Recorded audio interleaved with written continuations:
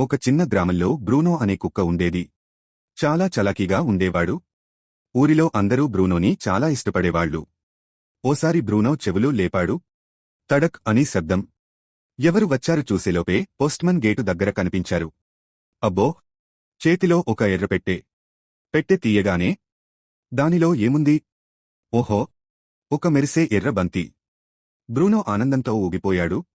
Tennis ball కాదు, మరీ bounce అయ్యే బంతి. బంతిని విసిరగానే బ్రూనో జంప్ చేశాడు. ఆహా! పొలమంతా పరుగులు. బంతి ఎగిరిపోతోంది.